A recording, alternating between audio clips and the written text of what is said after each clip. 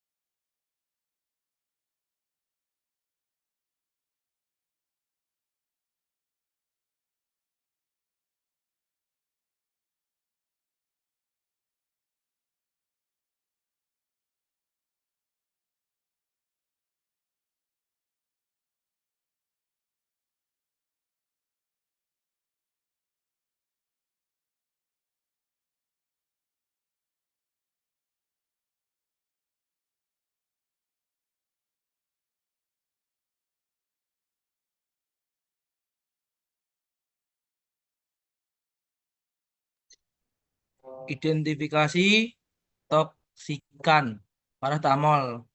Nama kimia N4 hidrofeni asetamida. Rumus kimia C8H9NO2. Pemberian Mas, kameranya, Mas. pemberian kristal putih atau bubuk. Sinom acetaminophen larutan larut dalam air panas, etanol dan kloroform. Kegunaan sebagai analgesik dan antipiretik. Efek samping mekanisme toksisitas metabolit oleh CYP2E1 menghasilkan NAPH1 yang dapat merusak hati jika glutein habis. Efek hepatotoksitas dosis toksis 7,5 gram neufrositas. Identitas toksikan phenylbutanon. Nama kimia 1 peobultan 1 Rumusan C110H12O. Pemberian cairan kental berwarna kuning sinom fenibutazon larutan larut dalam etanol tidak larut dalam udara. Mekanisme teknisitas menghambat enzim siklogenase COX menyebabkan gangguan gastrointestinal dan hematologi. Efek toksik ulkus lambung, organolistosis, anemia, absatis, hepatotoksitas. Akan dilanjutkan teman.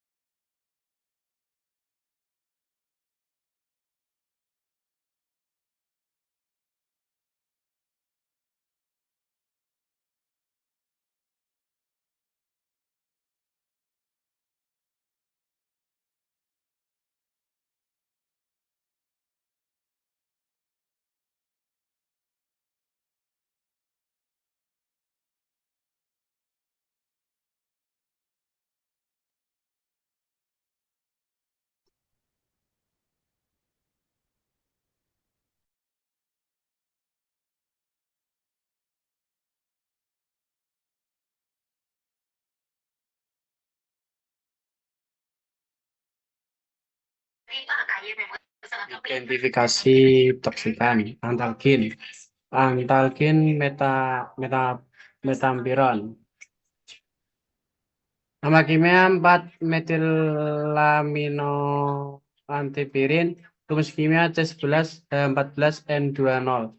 Pemberian bubuk kristal putih sinonim metamizol.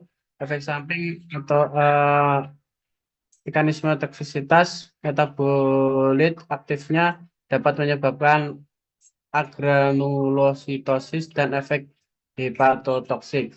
Efek toksik yaitu shock anafilaktik, hipotensi, agranulositosis, gangguan hati. Identifikasi toksikan natrium diklofenak, nama kimia sodium 2N diklorofenil amino benzon asetat. Rumus kimia C14H10 C1 Cl2 NNA02 O2. Pemberian kristal berupa bubuk berwarna putih sinonim natrium diklofenak larutan larut dalam air, etanol dan metanol. Mekanisme toksisitas inhibitor stroke yang dapat menyebabkan gangguan gastrointestinal dan kardiovaskular. Efek toksik, risiko ulkus peptikum, nefrotoksitas, hepatotoksisitas, risiko trombotik.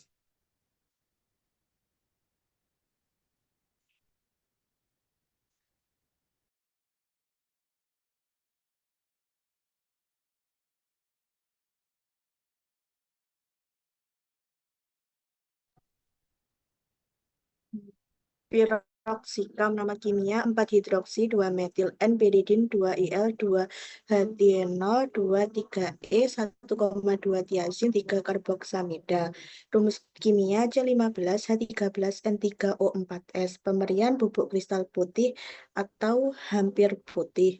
Sinonim piroksikam, kelarutan larut dalam etanol, tidak larut dalam udara, efek samping, mekanisme toksisitas, NSAID yang dapat menyebabkan gangguan lambung dan nefrotoksisitas. Efek toksik ulkus peptikum, perdarahan gastrointestinal, reaksi kulit barat, SJS berten. Prednison atau dexamethasone, nama kimia prednison 17,21 dihidroksipegna, dexamethasone 9 fluoros 11 beta 17,21 trihidroxpegna 1,4 diene 3,20 dione. Rumus kimia prednison C12H26O5, dexamethasone C22H29 305. Pemberian kristal atau bubuk berwarna putih. Sinonim prednison dexamethasone, kelarutan larut dalam etanol dan metanol, kegunaan sebagai antiinflamasi dan imunosupresan. Efek samping, mekanisme toksisitas kortikosteroid yang mempengaruhi metabolisme dan sistem imun. Efek toksik osteoporosis, hiperglikemia, hipertensi, supresi kurang lebih min N, dimetil 1,4 klorofenil 1 metil etil 3 fenilpropan 1 amina hidroklorida. Rumus kimia C17H26CIN. Pemberian kristal putih. Sinonim sibutramin, kelarutan larut dalam air dan etanol, kegunaan sebagai obat penurun berat badan. Efek samping, mekanisme toksisitas, menghambat reuptake serotonin dan norepinefrin, meningkatkan risiko kardiovaskular. Efek toksik, hipertensi, takikardia, stroke, gangguan psikiatri. Sildenafil sitrat, nama kimia 1,3,4-etil piperazin 1-IL 7-metil 2-okso 3-propil 3H pirolo 3,4-bekuinolin 5-il-metil 3-etil 1H-pirazol 4 asam karboksilat. Rumus kimia C22H3ON6O4S. Pemberian bubuk kristal berwarna biru, sinonim Viagra, kelarutan larut dalam air dan etanol, kegunaan digunakan untuk mengobati disfungsi ereksi. Efek samping, mekanisme toksisitas inhibitor PDE 5 yang meningkatkan NO dan CGMP menurun. Glibenclamid, nama kimia 1,4-klorobenzana sulfonil 3-isopropilamino 2,4-metilfenilurea. Rumus kimia C23H28CIN3O5S. Pemberian bubuk kristal berwarna putih, sinonim gliburida, kelarutan larut dalam etanol, tidak larut dalam udara, kegunaan sebagai obat diabetes. Efek samping, mekanisme toksisitas sulfonilurea yang meningkatkan sekresi insulin, menyebabkan hipoglikemia. Theophylline, nama kimia 1,3 dimetilsantin, rumus kimia C7H8N4O2. Pemberian bubuk kristal berwarna putih, sinonim theophylline, kelarutan larut dalam air dan etanol, kegunaan sebagai bronkodilator untuk asma dan penyakit paru obstruktif kronis. Efek samping, mekanisme toksisitas inhibitor fosfodiesterase yang meningkatkan KEM, menyebabkan stimulasi kardiovaskular dan sistem saraf pusat. Efek toksik, takikardia, aritmia, kejang, hipokalemia. Dampak kesehatan, dampak angkut jangka pendek, gangguan pencernaan, mual, muntah, nyeri perut, tukak lambung akibat iritasi fenilbutazon, diare atau sembelit akibat efek samping obat tambahan. Gangguan jantung dan tekanan darah, hipotensi berat, penurunan tekanan darah drastis akibat sildenafil, aritmia atau detak jantung tidak teratur. Hipoglikemia ekstrim akibat glibenclamid yang menyebabkan kejang dan kehilangan kesadaran. gangguan saraf dan kesadaran, pusing, sakit kepala, lemas, gangguan penglihatan akibat sildenafil, koma akibat hipoglikemia berat atau gagal hati, reaksi alergi dan shock anafilaksis, gatal-gatal, ruam kulit, pembengkakan wajah, sulit bernapas, hingga resiko henti napas. Dampak kronis jangka panjang, gagal ginjal kronis. Obat seperti fenilbutazon dan paracetamol dalam dosis tinggi dapat menyebabkan kerusakan nefron, mengurangi fungsi ginjal secara bertahap, gejala bengkak di kaki, tekanan darah tinggi, penurunan produksi urin, gagal hati, hepatotoksitas. Paracetamol dalam dosis tinggi akan menghasilkan metabolit toksik yang merusak sel hati. Gejala kulit menguning, jaundice, lemas, hilang nafsu makan, nyeri di perut kanan atas. Hipoglikemia berulang. Glibenclamid dalam obat herbal pelangsing dapat menyebabkan penurunan gula darah drastis yang dalam jangka panjang bisa merusak otak dan saraf. Gejala pusing, lemas, kehilangan memori, resiko koma hipoglikemik. Gangguan kardiovaskular, sildenafil tanpa resep dokter bisa meningkatkan resiko serangan jantung mendadak, terutama bagi penderita hipertensi atau penyakit jantung. Gejala nyeri dada, sesak napas, pingsan akibat aliran darah yang tidak stabil. Peran apoteker dan BPOM dalam mengatasi pemalsuan obat tradisional. Peran BPOM, pengawasan dan penindakan. Melakukan inspeksi rutin terhadap industri farmasi dan produk herbal di pasaran, menyita dan menindak produk ilegal yang tidak memenuhi standar keamanan, menindak pelaku pemalsuan obat melalui sanksi hukum sesuai dengan Undang-Undang Kesehatan dan Perlindungan Konsumen.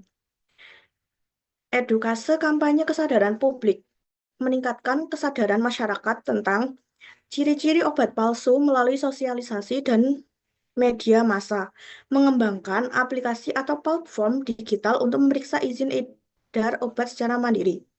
Regulasi dan standarisasi, menetapkan regulasi yang ketat terkait produksi dan distribusi obat tradisional, menerapkan standar cara pembuatan obat yang baik, CPOB, dan cara pembuatan obat tradisional yang baik untuk industri jamu. Peran apoteker. Deteksi dan pencegahan di apotek. Pemastian produk yang dijual telah memiliki izin BPOM, tidak mengandung bahan kimia berbahaya. Pelaporan efek samping obat farmakokinesis ke BPOM jika ditemukan indikasi pemalsuan atau efek toksik yang mencurigakan. Edukasi dan penyuluhan kepada masyarakat, pemberian informasi tentang obat tradisional palsu dan bagaimana cara pengaliannya. Pengajaran pasien dan pemeriksaan izin BPOM, membeli obat hanya di tempat yang terpercaya, kolaborasi dengan BPOM dan tenaga kesehatan, bekerja sama dalam mendeteksi dan melaporkan kasus pemalsuan obat, mendorong penelitian dan inovasi dalam pengembangan obat herbal yang aman dan berbasis bukti ilmiah.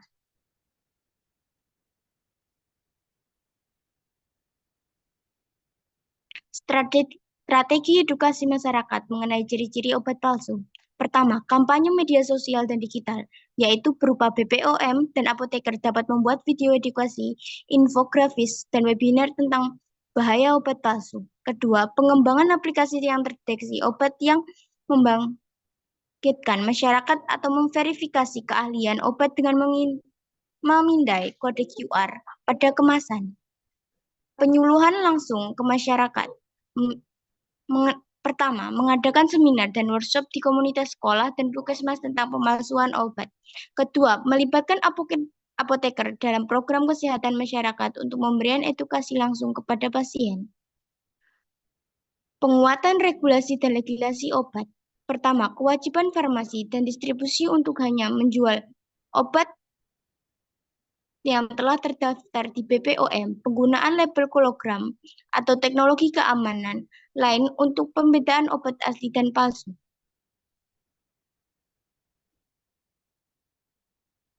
Kolaborasi dengan marketplace dan e-commerce, penekanan peredaran obat palsu di platform online dengan bekerja sama dengan marketplace untuk memverifikasi penjualan obat resmi.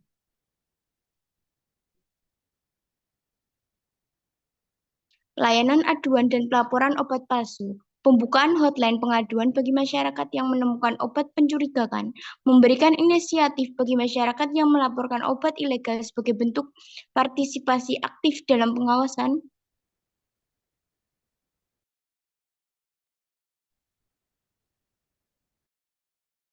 Analisa regulasi. Regulasi BPOM dalam mengatasi obat palsu. Menurut Undang-Undang Nomor 36 Tahun 2009 tentang Kesehatan, pada pasal 1906 yang berbunyi setiap orang dengan sengaja memproduksi atau mengedarkan sediaan farmasi yang tidak memenuhi standar dipidana dengan penjara 10 tahun dengan denda 1 miliar.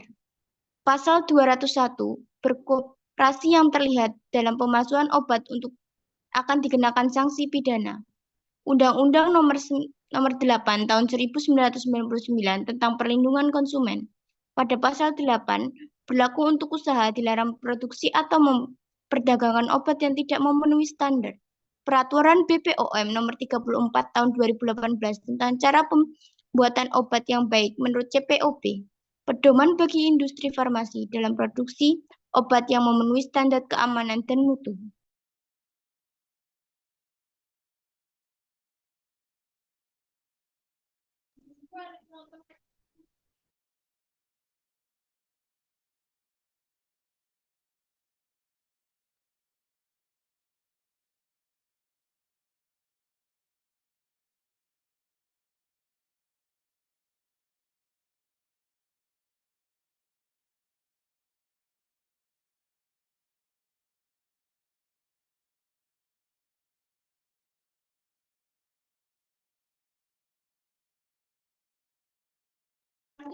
B. Strategi BPOM dalam penanggulangan obat palsu. 1.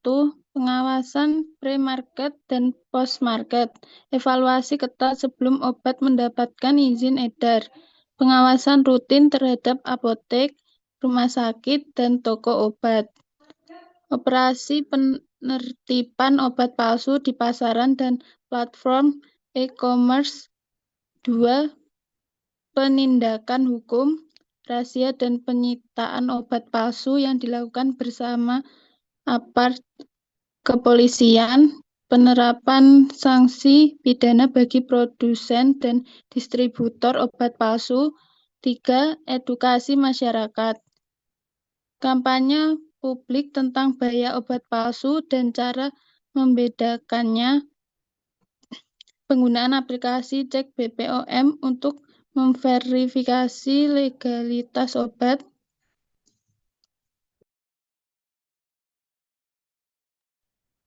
Regulasi WHO dalam pemberantasan obat palsu.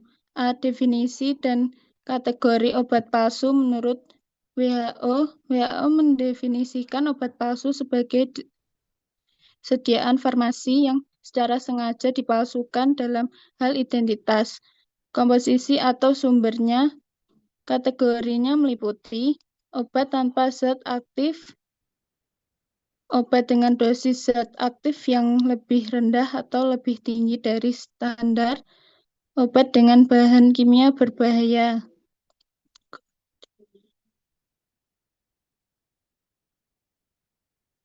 Regulasi WHO tentang keamanan obat. 1. WHO Good Manufacturing Practices, standar produksi yang harus dipatuhi oleh industri farmasi untuk menjamin keamanan obat. 2. International Medical Product Anti-Counterfeiting Task Force, forum kerja sama antara WHO, Interpol, dan BPOM di berbagai negara untuk menindak jaringan pemalsuan obat. 3. Peningkatan kesadaran publik. WHO mendukung kampanye global untuk meningkatkan kesadaran masyarakat tentang bahaya obat palsu.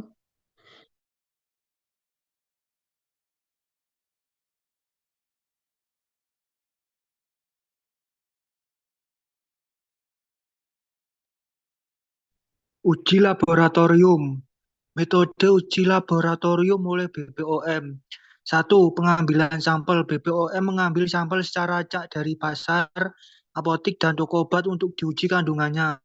Pengujian dilakukan pada produk yang dicurigai mengandung BKO. Identifikasi kandungan obat. Spektrofotometri UV AS digunakan untuk menentukan kinerja tinggi HPLC, mendeteksi keberadaan bahan kimia obat ilegal dalam jamu.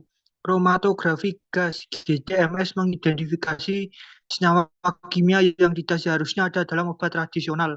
Spektrometri massa MS menentukan struktur zat aktif dalam obat. Pengujian keamanan dan efek toksik. Uji toksisitas akut menilai dampak langsung dari zat berbahaya pada sel atau jaringan. Uji toksisitas kronis menguji dampak jangka panjang dari konsumsi berulang obat palsu. 2. Temuan BPOM dalam pengujian obat palsu. Nomor klaim penggunaan obat tradisional BKI yang sering ditambahkan 1. Pegalino, encorematik, fenilbutanon, antalgin, diklofenak, sodium, piroxicam, paracetamol, dexamethasone, plangsing, sibutramin, hidroklorida. 3. Peningkat stamina atau obat kuat pria, sildenafil sitrat, diabetes, glibenclamid. 5. Sesak napas, teofilin. 3. Kendala dalam pengujian laboratorium. BPOM menghadapi beberapa kendala dalam pengujian obat palsu, antara lain keterbatasan alat uji laboratorium sehingga tidak semua laboratorium dalam mendeteksi berbagai zat aktif yang baru dimodifikasi oleh pemalsu obat. Luasan wilayah pengawasan membuat beberapa daerah sulit terjangkau oleh tim investigasi BPOM. Kesimpulan, pemalsuan obat tradisional yang mengandung bahan kimia berbahaya merupakan tindak pidana serius yang berdampak pada kesehatan masyarakat. Banyak produk yang seharusnya berbahan dasar herbal justru mengandung zat aktif seperti paracetamol, fenilbutazon, atau sildenafil sitrat yang beresiko menimbulkan efek samping seperti kerusakan hati, ginjal, hingga gangguan kardiovaskuler.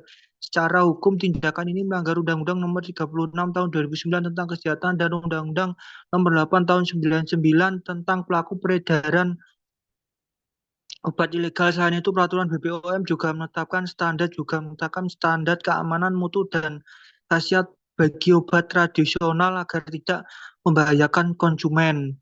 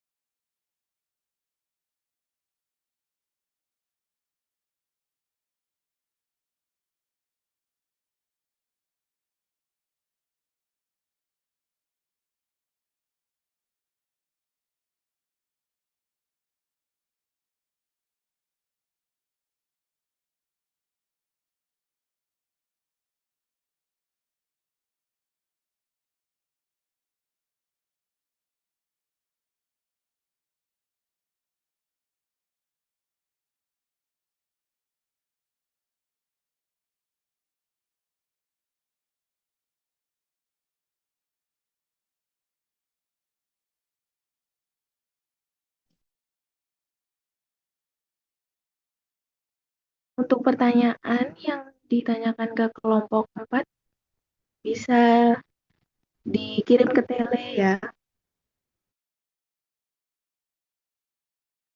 Kelompok selanjutnya bisa langsung share screen.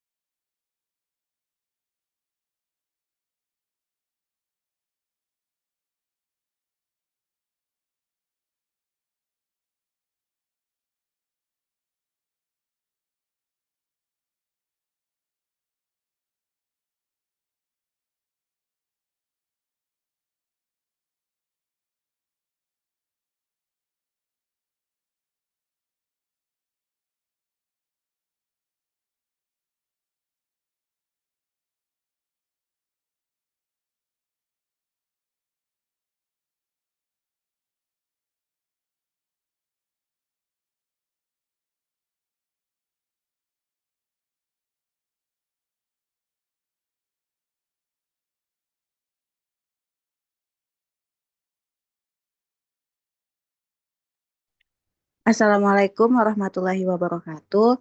Perkenalkan, kami dari kelompok 5 akan mempresentasikan hasil diskusi kami mengenai studi kasus. Sebelum masuk ke materinya, di sini saya akan memperkenalkan nama-nama anggota kelompok saya. Yang pertama ada Arimbi, yang kedua ada saya sendiri, Ashiba Meka Natasha, yang ketiga ada Aulia Dewi, yang keempat ada Cynthia Faradina, yang kelima ada Davina Amanda, yang keenam ada Dea Cika, yang ketujuh ada Dea Erika Putri, yang kedelapan ada Devi Apriliana, dan yang terakhir ada Dewinda Rahman. Next. Di sini kelompok kami mengambil kasus 5 yaitu penyalahgunaan obat terlarang di kalangan remaja. Dengan latar belakang seorang remaja berusia 17 tahun dibawa ke rumah sakit setelah mengalami kejang, halusinasi, dan peningkatan denyut jantung.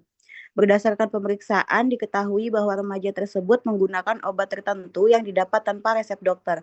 Analisis laboratorium menunjukkan keberadaan zat yang termasuk dalam kategori narkotika dan psikotropika.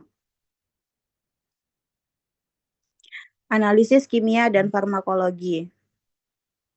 Next. Seorang remaja 17 tahun mengalami kejang, halusinasi, dan peningkatan denyut jantung. Berdasarkan pemeriksaan diketahui bahwa remaja tersebut menggunakan obat golongan amfetamin. Metamfetamin atau sabu-sabu atau sabu merupakan turunan dari amfetamin yang merupakan salah satu jenis stimulan sistem saraf. Metamfetamin merupakan obat yang sering disalahgunakan untuk berhalusinasi. Obat yang masuk ke dalam golongan 2 psikotropika ini merupakan obat stimulan yang dapat mempengaruhi sistem saraf pusat dengan kuat dan juga dapat menimbulkan adiksi.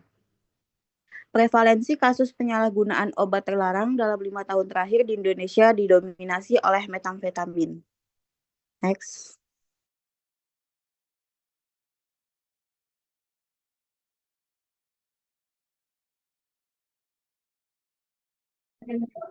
Pengujian kandungan methamphetamine dalam tubuh dapat dibuktikan dengan mengambil sampel cairan tubuh atau bukan cairan tubuh seperti urin, darah, keringat, saliva, dan rambut.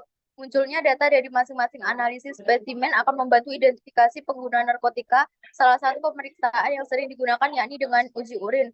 Urin merupakan spesimen yang paling sering digunakan untuk pemeriksaan narkoba rutin karena ketersediaannya dalam jumlah besar dan memiliki kadar obat dalam jumlah besar, sehingga lebih mudah mendeteksi obat dibandingkan pada spesimen lain.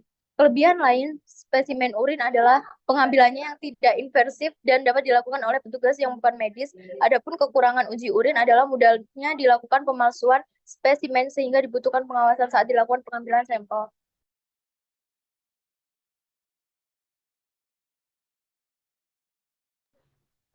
Prosedur uji cepat narkoba dengan sampel urin dilakukan menggunakan alat multidrug rapid test cup metode Immunocyte dengan cara dibawa kantong ke suhu kamar sebelum membukanya, kemudian dikeluarkan cangkir dari kantong tertutup dan gunakan dalam waktu 1 jam.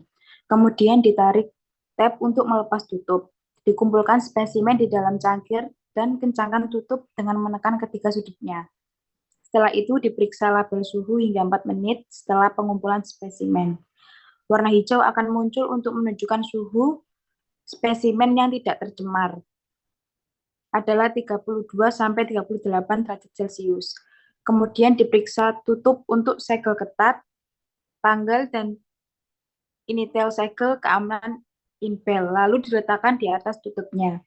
Selanjutnya dilepaskan satu kunci dari kit, diletakkan cangkir di permukaan yang rata, dan kunci didorong ke dalam soket cangkir untuk memulai uji dan dimulai menghitung waktu. Kemudian dilepaskan tabel kulit yang menutupi hasil tes dan ditunggu hingga garis berwarna muncul dan baca hasilnya dalam 5 menit. Jangan menafsirkan hasil setelah 10 menit. Next. Hasil negatif apabila garis berwarna muncul di wilayah kontrol C dan garis berwarna muncul di wilayah uji. Hasil negatif ini berarti konsentrasi dalam sampel urin berada di bawah batas yang ditentukan untuk obat tertentu yang diuji, dan hasil positif apabila garis berwarna yang muncul di wilayah kontrol C hanya 1. Untuk memastikan dilanjutkan dengan uji kelanjutan, yakni dengan screening test menggunakan uji KLT. Kromatografi sering digunakan dalam analisis obat, baik secara analisis toksikologi maupun analisis senyawa obat itu sendiri. Kromatografi gas memiliki keunggulan yang dapat memisahkan senyawa dan secara langsung dapat melakukan analisis kualitatif dan kuantitatif. Memiliki reproduksi giliran yang tinggi pada penggunaan rutin. Kromatografi gas terutama digunakan untuk analisis kuantitatif campuran suatu senyawa.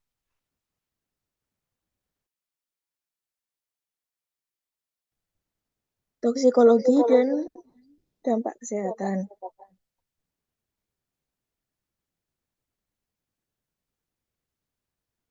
Amfetamin disetujui oleh FDA untuk pengobatan gangguan pemusatan perhatian, hiperaktivitas atau ADHD, dan narkolepsi. Lisdexamfetamin, obat amfetamin yang bekerja lama, disetujui oleh FDA untuk pengobatan gangguan makan berlebihan. Amfetamin juga bekerja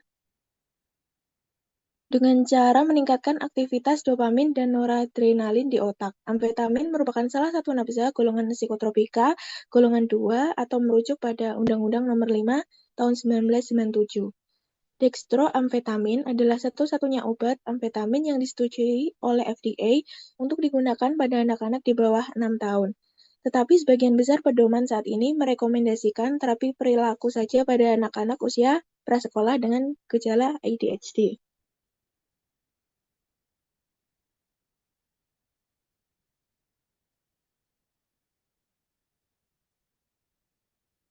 Amfetamin yang kemampuannya menghasilkan efek euforia yang kuat sehingga dijadikan obat yang umum disalahgunakan.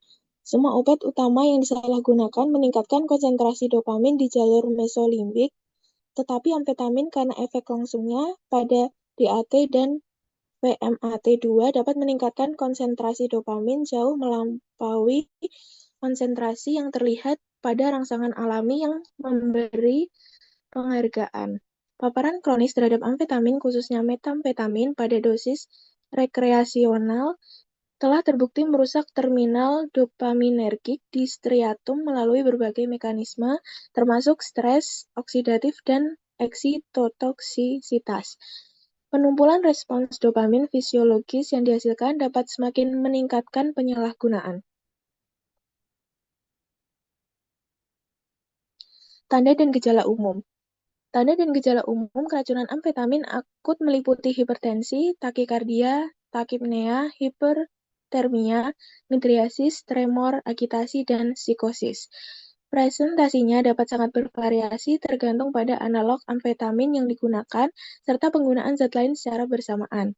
Dextroamfetamin dan metamfetamin memiliki afinitas yang lebih tinggi terhadap DAT, dan keracunan dapat menyebabkan gangguan kejiwaan yang menyerupai episode manik atau gangguan psikotik akut. Analog amfetamin ilegal lainnya seperti MDMA memiliki afinitas yang lebih tinggi terhadap NET dan SERT dan berpotensi lebih mungkin menyebabkan hipertermia, sindrom serotonin, dan rhabdomyolysis. Risiko hipertermia dan rhabdomyolysis dapat diperparah oleh hubungan penggunaan MDMA di klub dansa.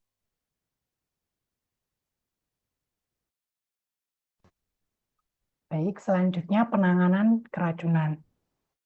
Penanganan keracunan amfetamin umumnya melibatkan penggunaan benzodiazepin dan antipsikotik untuk mengendalikan agitasi dan gejala psikotik. Beta blocker juga dapat membantu mengendalikan hipertensi dan takikardia. Nitrat intravena mungkin diperlukan dalam kasus hipertensi berat. Pasien yang sangat agitasi mungkin memerlukan kelumpuhan dan intubasi, dan hipertermia dapat ditangani dengan kompres es dan teknik pendinginan evaporatif. Next. Efek penyalahgunaan yaitu ada jangka panjang dan jangka pendek. Untuk yang jangka panjang, satu, ketergantungan dan kecanduan sehingga otak menjadi bergantung pada amfetamin untuk merasa normal. Kemudian yang kedua, kerusakan otak sehingga terjadi penurunan fungsi yang kognitif, kesulitan berkonsentrasi dan kehilangan memori. Yang ketiga, gangguan mental. yang mana beresiko tinggi mengalami depresi, psikosis, atau skizofrenia akibat penggunaan yang berkepanjangan. Kemudian yang keempat, masalah kardiovaskular, sehingga dapat menyebabkan hipertensi yang kronis, stroke, atau serangan jantung. Kemudian yang kelima, kerusakan gigi dan kulit, MedMod, yaitu penggunaan metamfetamin serta kulit rusak akibat kebiasaan menggaruk. Yang keenam, penurunan berat badan yang ekstrim dan malnutrisi yang akibatnya nafsu makan yang terus-menerus ditekan. Yang ketujuh, gangguan hubungan sosial, di mana penyalahgunaan bisa menyebabkan isolasi sosial, kehilangan pekerjaan, atau masalah hukum. Kemudian efek penyalahgunaan dalam jangka pendek. 1. Peningkatan energi dan kewaspadaan, yang mana pengguna merasa lebih fokus dan berenergi. Kemudian euforia dan perasaan senang, yaitu efek ini membuat pengguna merasa percaya diri dan bersemangat. Yang ketiga, penurunan nafsu makan. Dapat menyebabkan penurunan berat badan yang cepat. Detak jantung dan tekanan darah meningkat, yang mana risiko aritmia atau serangan jantung mendadak meningkat. Yang kelima, kecemasan dan paronia, yaitu pengguna bisa mengalami gelisah atau curiga yang berlebihan. Yang keenam, jangan. Next.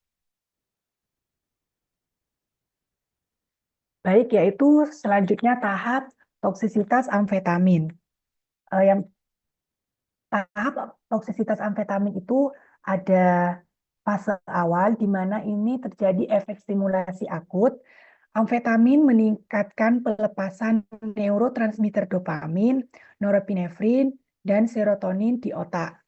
Kemudian ada efek toksik awal, di mana euforia berlebihan,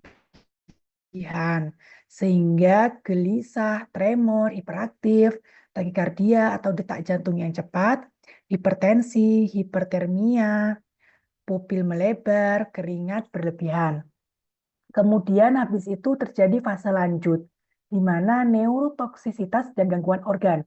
Jadi konsumsi yang berulang dalam dosis tinggi menyebabkan kerusakan otak yang permanen, kerusakan dopaminergik dan serotonergik neuronis.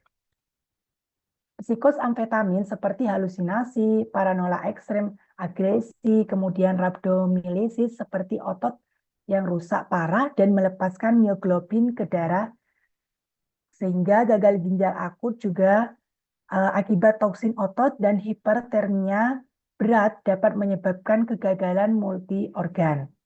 Kemudian yang terakhir terjadi fase terminal. Fase terminal itu kematian, di mana penyalahgunaan sudah berat dan overdosis. Amfetamin ini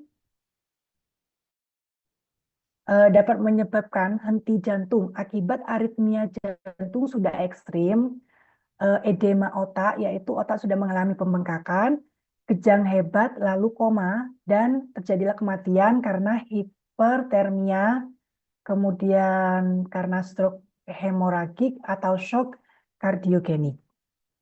Next. Untuk obat amfetamin ini hanya dokter yang memiliki izin praktek dan kewenangan yang boleh meresepkan obat amfetamin, seperti dokter spesialis kejiwaan atau psikiater, dokter spesialis neurolog, dan dokter spesialis anak.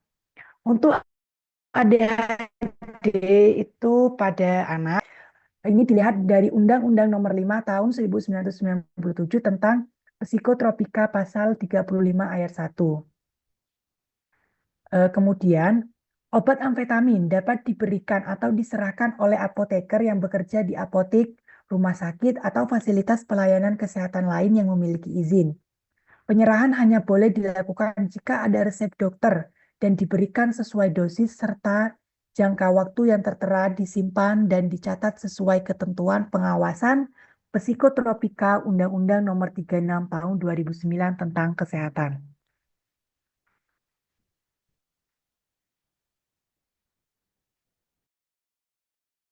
Yang selanjutnya, farmasi klinik dan rehabilitas penanganan pasien dengan ketergantungan amfetamin.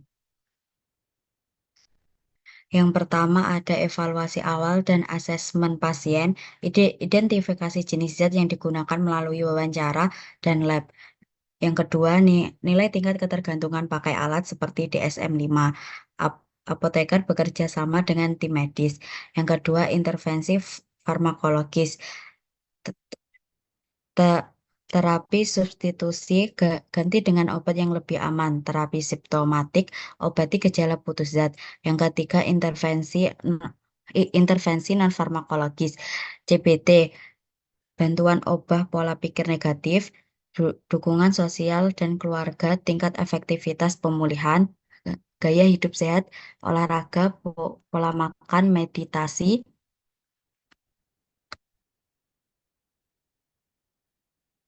untuk bantu pemulihan.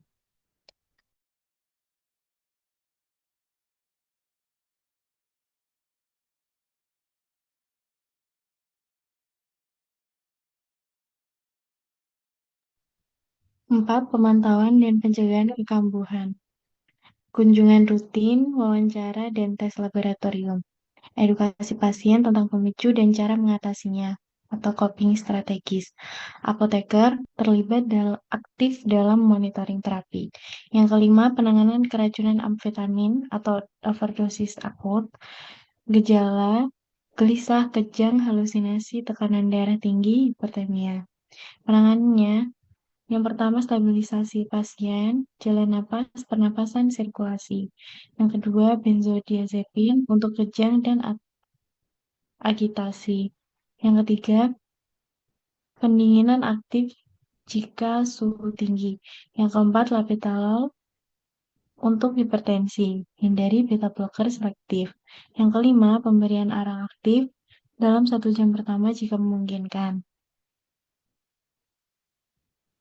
Yang keenam, ketergantungan amfetamin.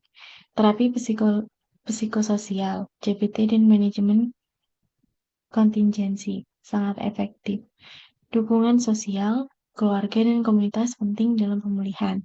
Obat off-label, bupropion, modafinil, naltrexone untuk kurangi craving. Pemantauan berkala penting untuk cegah kekambuhan. Yang ketujuh, aspek hukum. UU RI nomor 5 tahun 1997 tentang psikotropika. Penggunaan psikotropika harus untuk pengobatan dan dengan bukti sah. Penggunaan yang tergantung wajib ikut rehabilitasi di fasilitas resmi. Rehabilitasi meliputi medis dan sosial. Bisa diperintahkan oleh hakim. Rehabilitasi harus berizin dan diatur dalam peraturan pemerintah.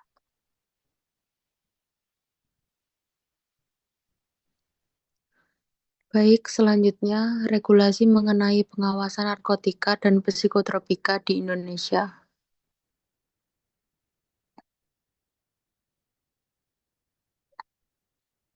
Berdasarkan Peraturan Kepala BPOM Nomor 7 Tahun 2016 bahwa obat-obatan golongan tertentu yang disalahgunakan adalah obat-obat yang bekerja di sistem susunan syaraf pusat selain narkotika dan psikotropika, yang pada penggunaan di atas dosis terapi dapat menyebabkan ketergantungan dan perubahan khas pada aktivitas mental dan perilaku.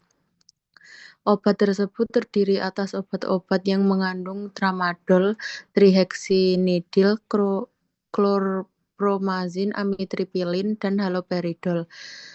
Dikutip dari Kepala BPOM RI 2016, pihak industri farmasi, distributor, dan fasilitas kesehatan harus menerapkan regulasi tersebut guna mencegah terjadinya penyaluran obat secara bebas yang dapat memudahkan masyarakat memperoleh obat-obatan tersebut. Kemudahan dalam memperoleh obat-obatan tentunya menjadi salah satu faktor yang dapat memicu maraknya penyalahgunaan obat-obatan tertentu. Dikutip dari Kepala BPOM RI 2016.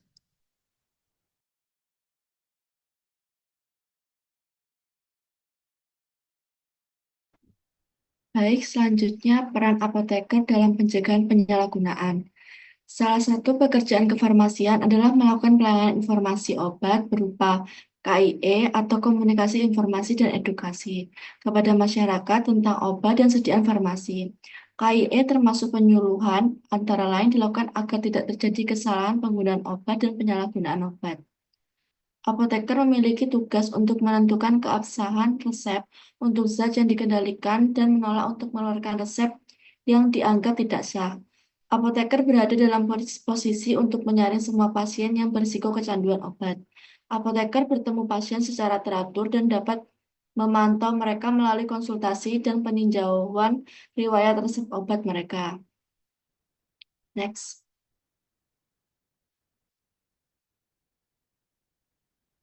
Dalam kondisi medis seperti operasi, obat psikotropika dan narkotika dapat dibutuhkan, namun penggunaannya harus melalui resep dokter yang sah. Apoteker berperan penting dalam memverifikasi keabsahan resep, memastikan obat sesuai indikasi medis, serta menyimpan dan mencatat distribusi obat sesuai ketentuan. Obat-obatan ini harus disimpan secara aman dan hanya diakses oleh petugas berwenang. Jika obat tidak tersedia, apoteker dapat mengarahkan pasien ke fasilitas berizin. Selain itu, apoteker juga bertanggung jawab memberikan edukasi kepada pasien untuk memastikan penggunaan obat yang tepat dan mencegah penyalahgunaan. Next. Jadi peran apoteker dalam mencegah penyalahgunaan obat. Yang pertama, memberikan edukasi masyarakat. Yang kedua, mewaspadai resep palsu atau ganjil. Yang ketiga, menjunjung etika profesi. Yang keempat, pencegahan melalui komunikasi dan edukasi. Dan yang terakhir adalah mengedukasi orang tua tentang penyimpanan obat.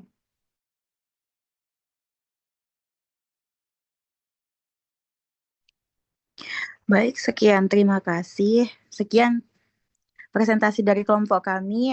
Apakah ada yang ingin bertanya?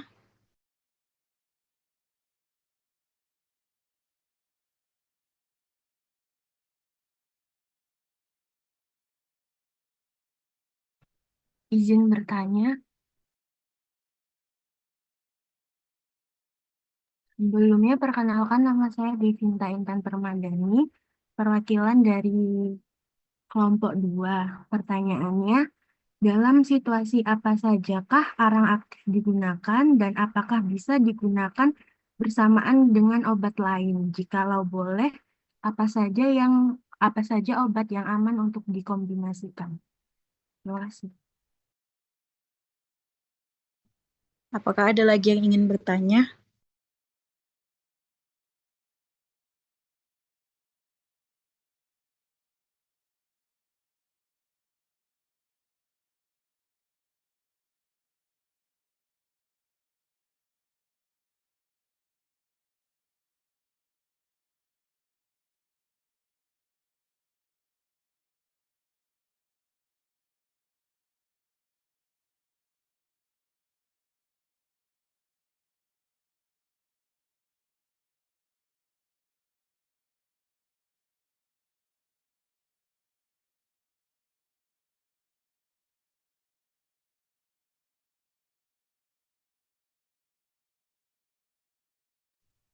Baik, jika nanti ada yang ingin bertanya lagi, silahkan kirim pertanyaannya via grup tele.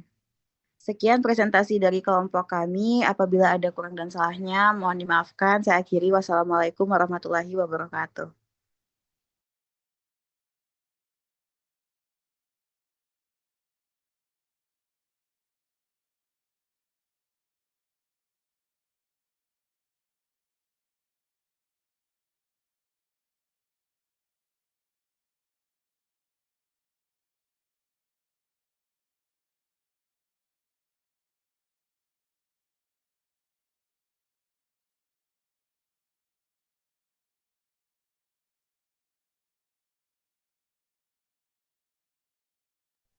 Baik, selamat malam. Perkenalkan, kami dari kelompok 6. Di sini kami akan memaparkan hasil kerja kami, yaitu tentang penambahan obat kimia dalam jamu. Sebelum itu, perkenalkan teman-teman kelompok kami. Next. Yang pertama ada Anissa Dewi Mutmainah. Yang kedua ada Arya Adi Putra. Yang ketiga ada Ayunda Putri Nandari. Yang keempat ada Balkis Oktalianti. Yang kelima ada Berlian Indah Puspitasari. Yang keenam ada Devina Nur Aziza. Yang ketujuh ada Devina Safa Sabila. Yang kedelapan ada Devira Eno Valensi. Dan yang terakhir yaitu ada saya sendiri, Dian Ayu Wulandari. Next, baik untuk selanjutnya akan disampaikan oleh teman saya. Saya persilakan. Studi kasus. Seorang pasien dengan riwayat hipertensi mengkonsumsi jamu herbal yang diklaim dapat menurunkan tekanan darah dengan cepat. Setelah mengkonsumsinya selama beberapa minggu, pasien mengalami gejala pusing, lemas, dan bradikardia atau detak jantung melambat. Hasil uji laboratorium menunjukkan bahwa jamu tersebut mengandung zat aktif yang biasa digunakan dalam obat antihipertensi seperti captopril. Next. Kasus ini menyoroti masalah penambahan bahan obat kimia dalam produk jamu herbal. Meskipun jamu tersebut dipasarkan sebagai produk herbal, ditemukan bahwa jamu tersebut mengandung zat kimia aktif yang seharusnya digunakan dalam obat antihipertensi. Hal ini berpotensi menyebabkan interaksi obat yang berbahaya, mengingat pasien sudah memiliki riwayat hipertensi dan kemungkinan juga mengkonsumsi obat antihipertensi lainnya. Interaksi antara jamu tersebut dengan obat antihipertensi yang sudah dikonsumsi dapat menurunkan tekanan darah secara drastis yang mengarah pada gejala pusing dan lemas yang dialami pasien. Next. Penambahan obat kimia dalam jamu ini juga mengarah pada potensi toksisitas yang perlu dievaluasi lebih lanjut.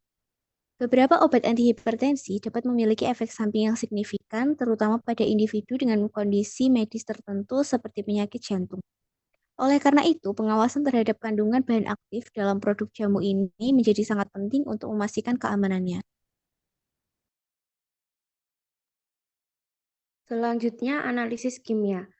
Untuk mendeteksi keberadaan zat aktif captopril dalam produk jamu, digunakan pendekatan analisis kimia melalui beberapa tahapan sistematis. Analisis ini bertujuan mengidentifikasi secara kualitatif dan kuantitatif keberadaan bahan kimia obat yang disalahgunakan. Untuk tahap pertama, analisis deskriptif yang mencakup pengamatan terhadap karakteristik kemasan produk jamu termasuk label, komposisi, dan klaim khasiat. Pengecekan izin edar juga dilakukan melalui situs resmi BPOM untuk memastikan legalitas produk. Selain itu, dilakukan uji organoleptik, yaitu pengamatan terhadap warna, bau, dan rasa sediaan untuk mendeteksi adanya indikasi pencampuran bahan yang tidak wajar. Tahap kedua, analisis kualitatif menggunakan metode kromatografi lapis tipis. Sampel jamu diekstrak dan ditotolkan pada lempeng silika, lalu dielusi dengan fase gerak yang sesuai. Setelah proses elusi, lempeng diamati di bawah sinar UV pada panjang gelombang 254 nanometer. Munculnya bercak dengan posisi dan fluoresensi yang sama seperti standar captopril menunjukkan kemungkinan keberadaan zat tersebut. Tahap ketiga, analisis kuantitatif menggunakan spektrometri UV phase. Ekstrak dari sampel jamu diukur serapannya pada panjang gelombang spesifik untuk captopril, biasanya di sekitar 210 sampai 220. Pengukuran dilakukan dengan membandingkan terhadap kurva baku captopril yang telah dibuat sebelumnya, sehingga dapat ditentukan konsentrasi captopril yang terkandung dalam sediaan jamu.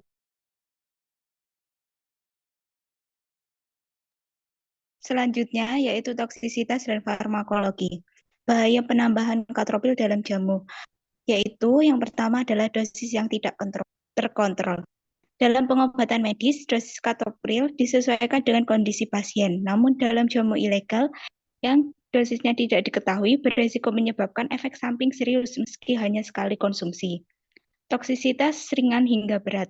Tingkat toksisitas captopril tergantung pada dosis, frekuensi konsumsi, dan kondisi tubuh.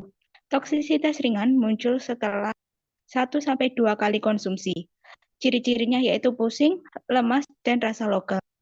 Penggunaan berulang atau dosis tinggi bisa menyebabkan toksisitas berat seperti hipotensi, bradikardi, gangguan ginjal, hingga shock. Gejala toksik biasanya muncul pada saat kadar darah melebihi ambang terapeutik, yaitu 100 sampai 200 mg per mili, tergantung sensitivitas individu. Selanjutnya yaitu interaksi obat. Katropil dapat berinteraksi dengan obat lain seperti golongan diuretik, contohnya adalah furosemide, yang dapat meningkatkan risiko hipotensi berat. Golongan NSAID, misalnya ibuprofen, natrium diklofenak, yang dapat menurunkan efek antihipertensi dan meningkatkan risiko kerusakan ginjal. Selanjutnya, obat peningkat kalium, misalnya adalah spironolakton, yang berisiko menyebabkan hiperkalemia yang bisa mengganggu irama jantung. Interaksi tak terduga dari katropil tersembunyi dalam jamu dengan obat lain yang dikonsumsi bisa memicu reaksi serius hingga mengancam jiwa. Selanjutnya, farmakologi dari katropil. Penambahan obat sintetis seperti atropil ke dalam jamu merupakan praktik ilegal dan berbahaya. Katropil, obat ACE inhibitor untuk hipertensi dan gagal jantung, dapat meningkatkan efek toksik dan interaksi serius jika digunakan tanpa pengawasan medis. Mengapa BKO katropil ditambahkan ke jamu? Penjual jamu ilegal sering menambahkan BKO seperti katropil karena yaitu memberikan efek cepat menurunkan tekanan darah sehingga konsumen merasa jamu tersebut manjur. Yang selanjutnya yaitu mengelabui konsumen agar percaya bahwa jamu herbal memiliki efektivitas tinggi, padahal sebenarnya efek tersebut berasal dari zat kimia obat. Namun, karena tidak ada pengawasan dosis dan penggunaan, hal ini sangat membahayakan kesehatan.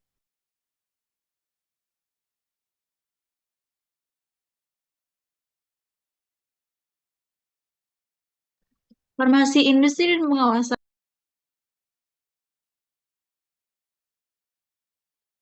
Persiapan baku. Bahan baku jamu wajib berasal dari sumber yang baik, tidak dicampur dengan bahan kimia obat, serta layak dikonsumsi berdasarkan Perpres nomor 54 tahun 2023 pasal 4 ayat 7 huruf C.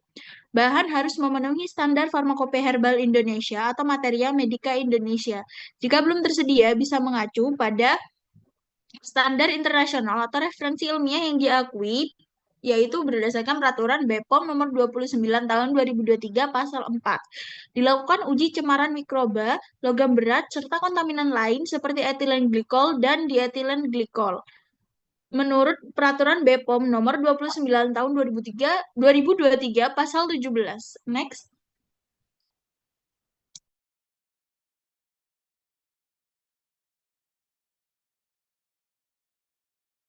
B. Produksi dan manajemen resiko. Proses produksi jamu wajib mengikuti cara pembuatan obat tradisional yang baik atau CPOTB. Produksi yang dibuat dengan nanoteknologi wajib diuji dengan parameter nanopartikel dan nanocarrier berdasarkan peraturan BPOM nomor 29 tahun 2023 pasal 11. Untuk sediaan kapsul atau tablet, bahan isi harus berupa ekstrak kering serbuk simplisia yang telah dievaluasi. Berdasarkan BPOM nomor 29 tahun 2023 pasal 6. Dalam manajemen risiko, produsen harus membuat sistem untuk melacak asal bahan baku, mencegah kontaminasi silang, menjaga dokumentasi proses, menjaga higienitas fasilitas produksi. C. Pengemasan dan penandaan. Jamu harus mencantumkan logo jamu dengan tulisan dan simbol ranting daun dalam lingkaran berwarna hijau pada kemasan. Hal ini berdasarkan keputusan Kepala BPOM nomor HK 0005424411 pasal 5. Produk yang telah memiliki izin edar sebelum regulasi baru tetap bisa menggunakan logo lama, namun harus menyesuaikan dalam waktu tertentu. Hal ini juga berdasarkan keputusan Kepala BPOM nomor HK 0005424411 pasal 6. D. Registrasi dan izin edar. Sebelum beredar, produk jamu harus melalui proses registrasi di BPOM. Dalam proses ini dilakukan evaluasi terhadap khasiat, keamanan, dan mutu, termasuk uji kualitatif dan kuantitatif terhadap senyawa penanda, residu pelarut, potensi keberadaan BKO, yaitu berdasarkan peraturan BPOM nomor 29 tahun 2023 pasal 9 dan 10.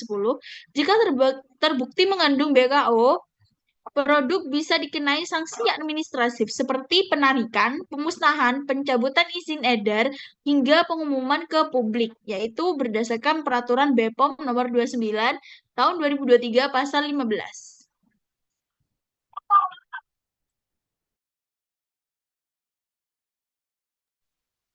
Baik, selanjutnya QC dan pengujian. Berdasarkan peraturan BPOM nomor 29 tahun 2023 pasal 9 ayat 2, pengujian dilakukan di laboratorium terakreditasi atau yang diakui oleh BPOM. BPOM bertugas mengawasi keamanan, mutu, dan khasiat jamu dengan cara quality control pada bahan baku, quality control pada produk antara, quality control pada produk jadi, dan yang terakhir yaitu dokumentasi dan audit.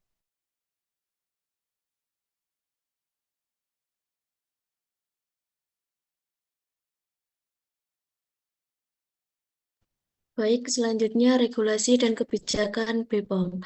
Pengawasan produk herbal oleh BPOM. BPOM bertugas mengawasi keamanan, mutu, dan khasiat jamu melalui registrasi produk sehingga semua jamu harus memiliki nomor izin edar, pemeriksaan produk, dan distribusi melalui inspeksi rutin sesuai CPOTB. Pengawasan post-market dilakukan uji sampel produk untuk deteksi BKO, logam berat, mikroba, dan lain-lain. Dan yang terakhir, audit dan penindakan dengan cara menindaklanjuti laporan masyarakat terhadap produk ilegal atau berbahaya.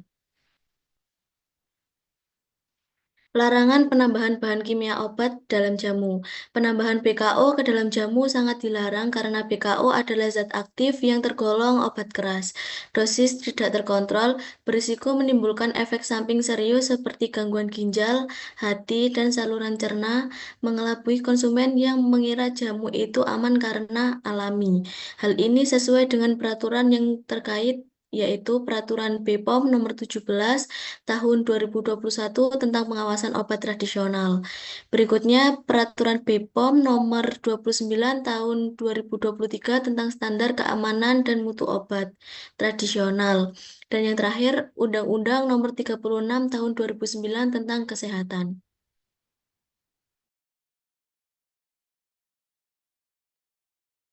Selanjutnya, sanksi bagi produsen yang menambahkan obat. Sanksi administrasi yang pertama, pencabutan nomor izin edar. Yang kedua, penarikan dan pemusnahan produk dari pasaran. Yang ketiga, pembekuan atau pencabutan izin produksi. Yang keempat, penghentian kegiatan usaha atau sementara atau permanen. Yang kelima, denda administratif. Sanksi pidana sebagaimana diatur di Undang-Undang Nomor 36 Tahun 2009, yaitu pasal 196, setiap orang yang dengan sengaja memproduksi atau mengedarkan sediaan farmasi yang tidak memiliki izin edar dipidana penjara paling lama 10 tahun dan denda paling banyak 1 miliar rupiah. Pasal 197, setiap orang yang dengan sengaja memproduksi atau mengedarkan sediaan farmasi yang tidak memenuhi standar dan atau persyaratan keamanan, khasiat, dan mutu dipidana penjara paling lama 15 tahun dan denda paling banyak 1,5 miliar rupiah. Sanksi terhadap pelaku usaha jamu yang menambahkan BKO tergantung pada tingkat pelanggaran, status legalitas usaha, riwayat pelanggaran, dan kerjasama selama investigasi. Pelanggaran berat atau usaha tanpa izin lebih berisiko ditutup, sementara pelaku kooperatif bisa dikenai sanksi administratif. Dampak kesehatan masyarakat juga menjadi faktor penting dalam menentukan penindakan. Dengan pelanggaran yang menyebabkan kerugian serius bisa berujung pada penutupan permanen dan proses hukum pidana.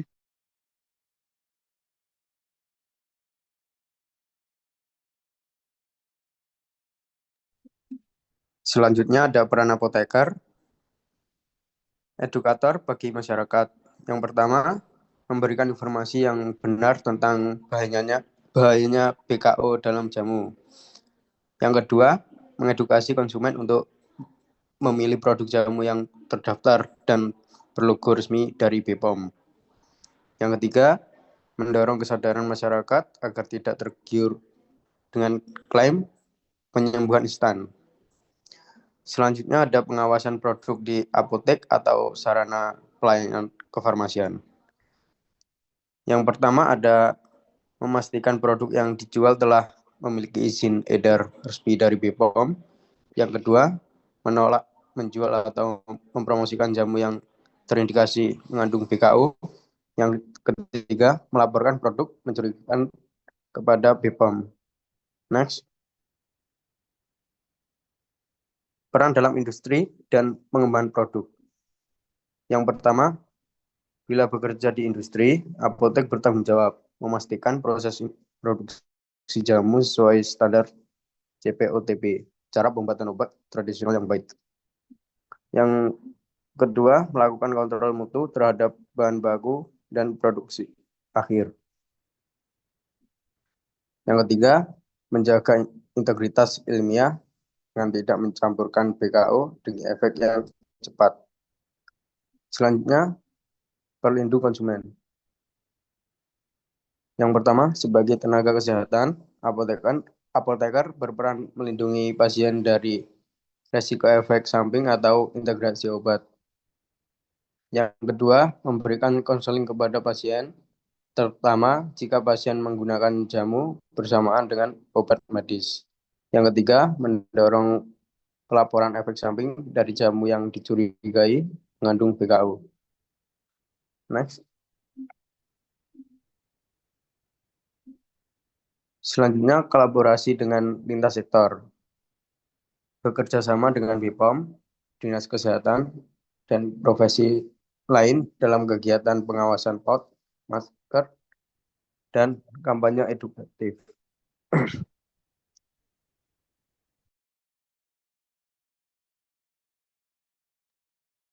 Baik, sekian yang bisa kelompok kami sampaikan. Sebelum saya akhiri, saya persilakan kepada teman-teman yang ingin bertanya.